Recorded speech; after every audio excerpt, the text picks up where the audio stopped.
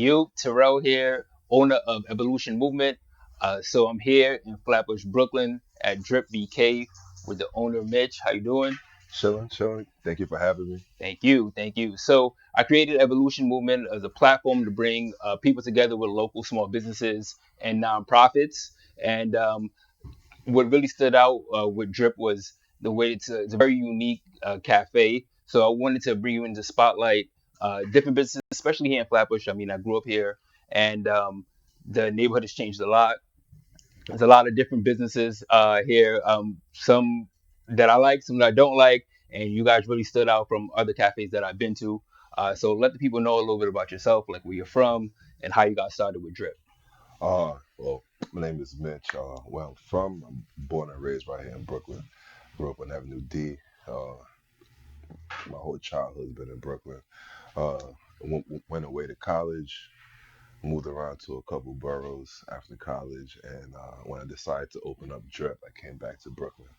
Um, and it was only natural because, like, like growing up, like, say you from out here, so like, a lot of the businesses out here was like Yeah, is independently owned. yeah, yeah, You know yeah, what I'm saying? So like growing up, like um, the butcher store, the candy store, the discount store was people that you knew. You know what I'm yeah. saying? People from the neighborhood. Yeah, You know who what block they lived on and everything. So yeah.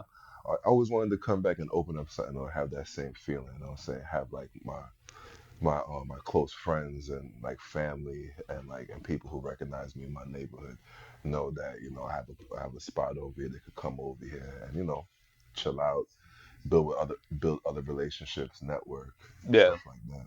Yeah, I mean, what really stood out to me was it was more than just like a cafe where you could come in, like, you're in a laptop or whatever. It was a place where people would come, you could play games, you Yeah. could hang out, you could watch the game. So I think that's that what really separated yourself from other places I've been to. And this is everybody's crib. Like, Yeah, everybody that comes here, this is everybody's crib, man. Everybody comes yeah, through over yeah, here, chill. We watch the basketball game, watch the football games. We have game night. We crack jokes. We chill. Like everybody who comes here enough times, like I give you like 3 times. You come here 3 times, yeah, yeah, like you're basically a drip, yeah. part of the drip community. No, no, I definitely feel the vibes. I mean, I have a lot of friends that come here all the time too. So what made you start a cafe? Like, why not something else? What made you get into this? Um, I could have went a couple different avenues because, like, like my background is nightlife Mm. and fitness, like two things that don't go Yeah, together at yeah, all. But like those are my backgrounds, and I could have went with a bar lounge. Um, I didn't think at the time I didn't think that was the right thing for me to do. yeah, I wanted to make a place in my neighborhood where people could come to build stuff. You know, what I'm saying yeah, come, strike other conversation with other people, And I'm not, like I work in nightlife. I'm not that big into alcohol, truthfully. You yeah, know what I'm saying? yeah. So like, I wanted to be around something I could enjoy. So Makes sense. and anybody that comes over here and watches me behind the bar Mm. knows like I enjoy being here. I Mm. enjoy making like the coffee drinks we make and making new drinks and everything, conversating with the customers that come in here.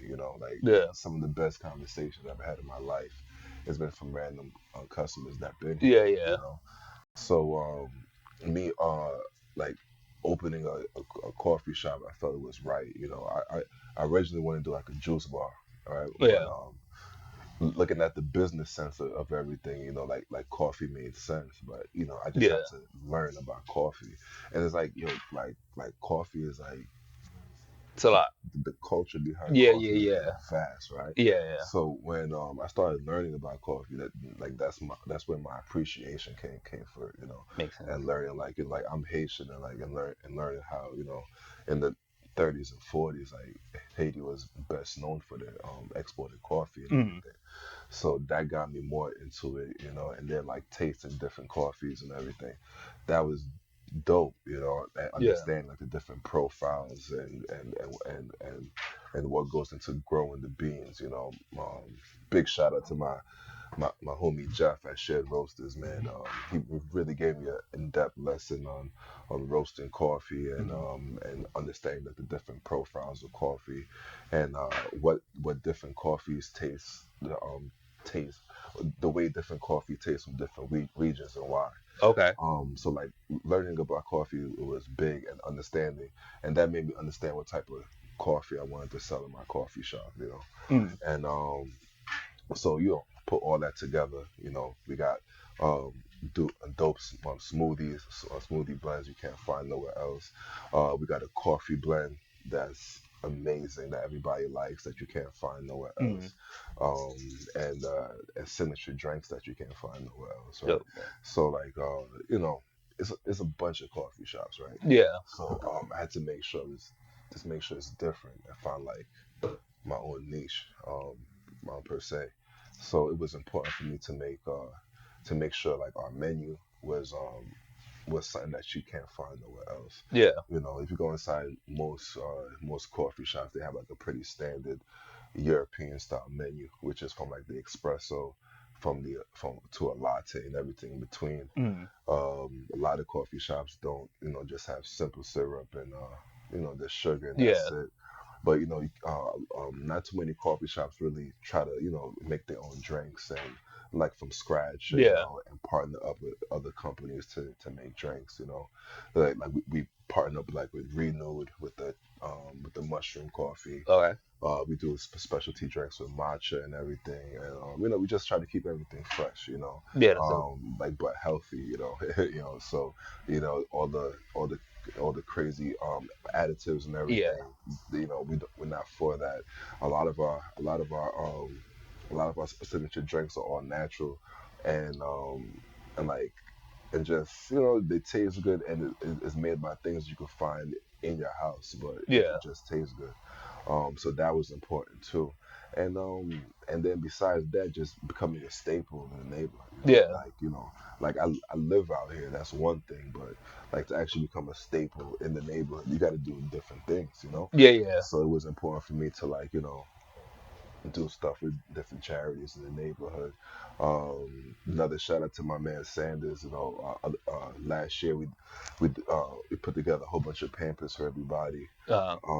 I've done different charities with different Haitian organizations in Haiti, bringing shout out to Nika, bringing us sending like books and pens and Mm. paper to Haiti and everything like for children, Yeah. like for the beginning of the school year.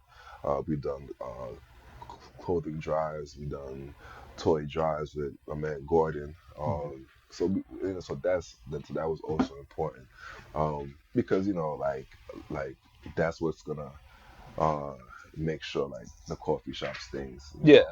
And Yeah. we also do a food drive here every Monday, Thursday, and Saturday Uh. with the Flatbush Community Fridge. That's Stacy.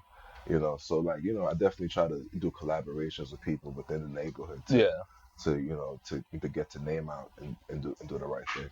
Yeah, I mean that's great. I mean, especially this area. I mean, Flatbush has a lot of culture, and I mean, growing up here, you see the culture. A lot of different islands, people from all over. I'm American, African American, but I mean, my family's been in Flatbush for probably 70 years at least that Facts, I yeah. know. So That's a few generations yeah, right yeah. there. So like we, I mean, I've seen from seen people different businesses come and go, but the ones that stay longer are the ones that build those relationships and have have people that are regulars, that type of thing. So Yeah, I feel like you got to, man. Like, you know, at the end of the day, like, I grew up out here, so I'm not above nobody. yeah, You yeah, know what I'm saying? So why wouldn't I want to, you know, build relationships with people within the neighborhood? yeah, And that's pretty much it, man.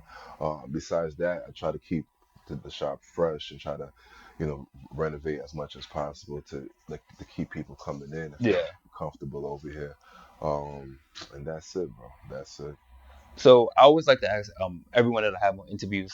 So what do you think was the hardest part? Well, first let people know how long you've been here. Like when did you start, and then what was the hardest part of getting to the point that you're at now? Um, June makes 5 years for Drake, right? Okay, Um, and congratulations. That's appreciate it, yeah, that's appreciate it. And I don't know, the hardest, hard. part, I've been dealing with business and venues for a long time. I think the hardest thing was COVID, Yeah. truthfully, Yeah. um, you could before COVID is like, you could build a perfect business plan, right? Yeah. You could have like the capital for slow days. You could understand your demographic. You can understand your competition. You can understand the area Mm. that you live in. You can make a forecast for the next 5 years of revenue and Yeah. what's going to happen in the neighborhood or whatnot. But you can't factor in like something like COVID. Yeah. Yeah. Yeah. That's So yeah. so with something like COVID, when that happened, like most of the following that we gained, like our first 6 to 8 months that we was here, Yeah. like a lot of them moved away, Okay. so it's like it was basically started from scratch, so it like during that time you get a lot of time to reflect, you get a lot of time to think, Yeah. and it's and that just gave me time to think more and put more thought into the business and figure out uh let me not waste time. Let me figure out some different ways that I could attract people over here. Mm. And when we ever get back to normal, Yeah. I can have a more polished product. Makes So sense. during that time, I was working on the menu. I was working on new drinks, working on smoothies, making connections, doing collabs with different groups to come by and Yeah. check out the spot, and just try to get the ball rolling. And then besides that, like whichever regulars that were still around, I was trying to do things for them like exclusively so they could feel more welcome Yeah. and so they can understand they have a place to that's familiar with them, Yeah. because that was a crazy time during COVID, right? So like like not everybody wanted to hang out with Mm. everybody Yeah. Yeah. Yeah. at a That's true. certain Yeah. time. So Yeah. I try to make it a safe place for people who used to come here and who are familiar with each other Yeah. and wanted to hang out, Yeah. but like in a safe space, as much safe as Yeah. you can. Safe you Yeah, get. Yeah. Yeah. and that's pretty much it. I think that was the hardest part. It was good and bad. It's all about what you make of it. Yeah. It was a bad situation, but then on the same token, it gave me time to sit down and think and try to add some things to drip. Yeah. So I mean, a lot of the people that I've been interviewing so far, they mostly started after. So it's good to hear someone that's was during the process because I always think about it too as well. Like, what were people thinking? Like, what were businesses? I mean, I know people that did have business during that time, and the ones that were successful, they were just able to change. Like, they were like, almost the same thing that you're saying. Like, had this change how I looked at everything. Like, had to, like the people that were loyal to me had to make sure that they stay loyal, that type of thing. So. That's good. That's good to know. I mean, I'm actually looking into opening a business here too as well. So I always like to ask people that, and I also like to ask people like, so what would you tell yourself? Let's say you could go back to when you first started, like when you first opened up. What would you tell yourself now? Well, back then about what you know now. Um, I wasn't as into social media Uh, the way I was now.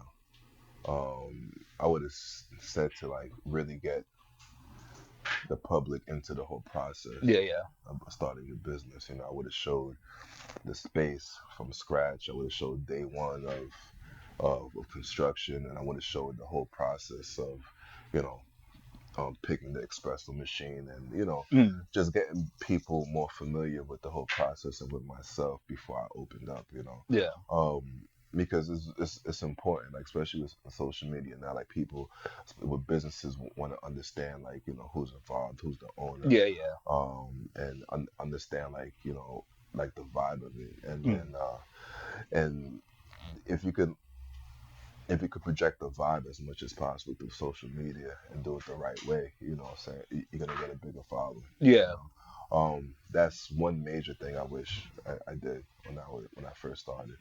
Um, Another thing is I don't know.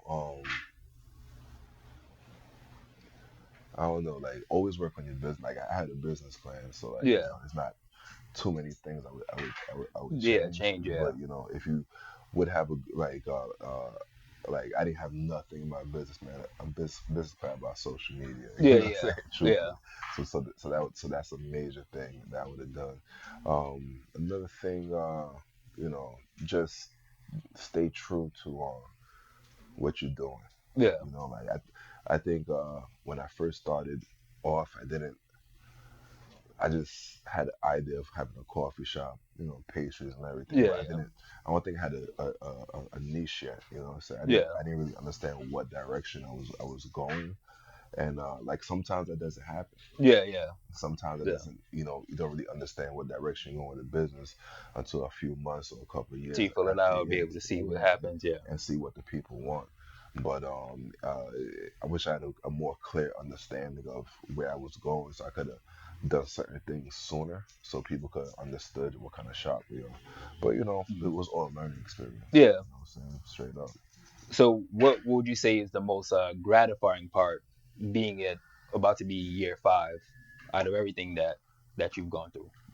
The connections and people, right? So um, like me and my partners, Stefan, in the business, like we grew closer. Hmm. Like we built this together and everything. That's dope. The connections I made amazing friends over here. Yeah. Um, that I see every day, and I mean, like really close friends. Yeah. I was able to, reestablish connections with certain family members Yeah. from Brooklyn, which is amazing Yeah. also. But it's the connections, you dig? Like a lot of the people that I met over here through Drip, a lot of the connections or the reconnections I made was all because of Drip, man. Yeah. Truthfully, Mm. and you can't exchange that for nothing. Because if I didn't have this, it would have never happened. Yeah. Yeah. Yeah, I think that's the best thing. Like like that, and just being and me being able to build something that's helping provide for my family. You know what I'm Yeah. saying? So I had a daughter, married and everything. So like it puts stress Yeah. Yeah. On yourself. Yeah. on your personal Yeah. life. Yeah. So when something that you put a lot of hours into, a lot of work into, Yeah. Yeah. and it's putting a stress on your personal life, you like to know that in the long run that it's helping out. You know Yeah. what I'm saying? And and the outside public likes the product that you're putting out, and you know you're not doing certain things in vain. Yeah. Yeah. All the hard work you put in and all the time that you spent away, it was for For a reason. Yeah. another good purpose. Yeah. That's it, man. But like if you're gonna start a business, it's like understand like you gotta put your all into it. Yeah. Um, and understand that nobody's gonna put in the same effort that you are. Yeah. You gotta understand that Yeah. from the jump.